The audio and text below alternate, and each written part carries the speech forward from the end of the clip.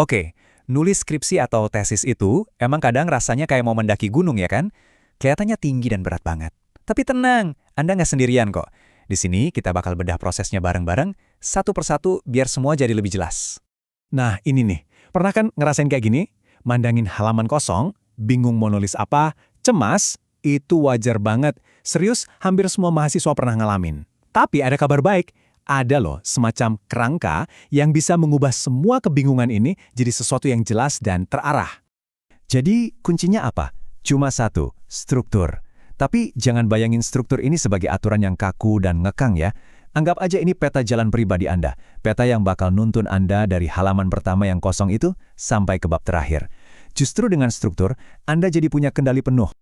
Oke, jadi peta jalannya kayak gimana sih? Yuk kita lihat dulu gambaran besarnya. Gini, pada dasarnya tesis atau skripsi yang bagus itu strukturnya cuma 3 bagian aja. Awal, isi, sama penutup. Simpel banget kan? Nah, dengan kita memecahnya jadi 3 bagian gini, proses yang tadinya kelihatan serem itu jadi jauh lebih gampang diatur. Yuk kita kupas satu persatu. Pertama, kita mulai dari bagian awal. Ini tuh ibarat etalasenya penelitian Anda. Bagian yang bakal ngasih kesan pertama. Jadi harus kelihatan profesional dan rapi. Isinya apa aja? Ada halaman judul, itu identitasnya. Terus kata pengantar, ini sentuhan personal dari Anda. Nah, daftar isi, daftar tabel, gambar, dan lampiran itu fungsinya kayak GPS buat pembaca. Semua ini ada tujuannya, yaitu biar pembaca gampang menemukan apa yang mereka cari. Atau bisa juga kita anggap ini sebagai jabat tangan formal. Bagian ini tuh yang ngasih sinyal ke pembaca, "Hey, saya serius ngerjain ini." Dan yang paling penting, Anda menghargai waktu mereka dengan membuat semuanya gampang diakses dari awal. Oke, sekarang kita masuk ke intinya, jantung dari tesis Anda, bagian isi. Disinilah perarungan sesungguhnya. Anda akan membangun argumen Anda ibaratnya nih, nyusun bata satu persatu, mulai dari fondasi yang kuat sampai atap yang melindungi seluruh gagasan Anda. Dimulai dari pendahuluan.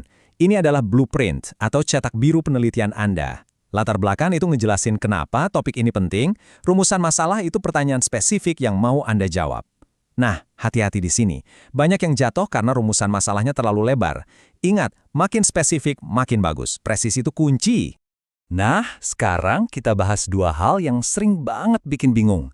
Kajian pustaka sama landasan teori. Bedanya apa sih? Gini, kajian pustaka itu ibarat Anda lagi survei lokasi.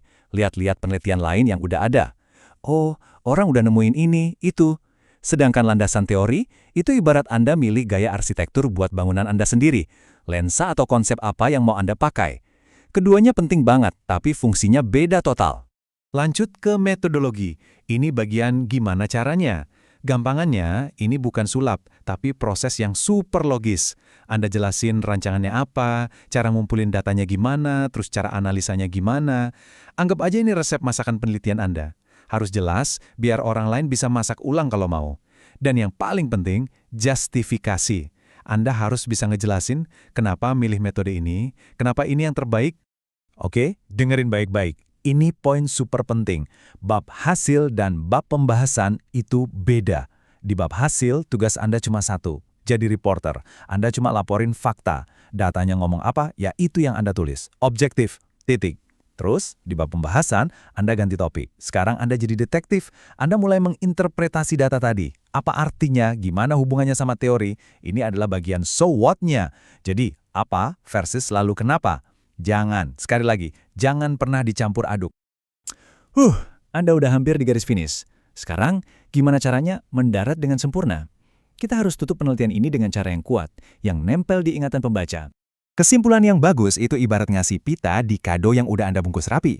Dia harus wajib menjawab langsung rumusan masalah di awal. Ada satu pantangan besar di sini, jangan pernah masukin ini baru atau data baru di kesimpulan. Tugas Anda di sini itu menutup lingkaran cerita, bukan malah bikin cabang baru. Dan jangan lupa sentuhan akhirnya, kasih saran yang praktis buat penelitian selanjutnya. Ini nunjukin kalau Anda peduli sama perkembangan bidang ilmu Anda. Terus, daftar pustaka. Pastikan rapi. Ini bukan cuma formalitas loh, ini adalah bukti ketelitian dan kredibilitas Anda sebagai peneliti. Oke, jadi setelah semua bagian itu kita rangkai, sebenarnya apa sih artinya? Yuk kita mundur sedikit dan lihat gambaran besarnya. Intinya tuh begini, struktur itu bukan cuma soal bikin tulisan kelihatan rapi. Bukan. Struktur itu adalah senjata persuasi Anda. Dengan struktur yang baik, Anda mengubah sekumpulan fakta acak jadi sebuah cerita, sebuah narasi yang masuk akal, yang ngegiring pembaca buat setuju sama kesimpulan Anda. Jadi nanti kalau Anda kembali lagi di depan laptop, mandangin halaman kosong itu, jangan lihat itu sebagai beban, lihat itu sebagai panggung. Setiap penelitian itu punya cerita.